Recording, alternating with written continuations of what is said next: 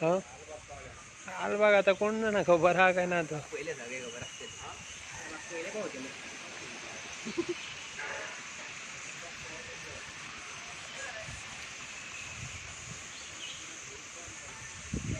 त्याचे पडला पाड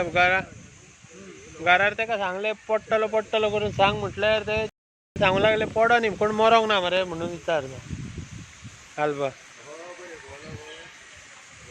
तुका खबर हा तुका कोणताची उडी येत ना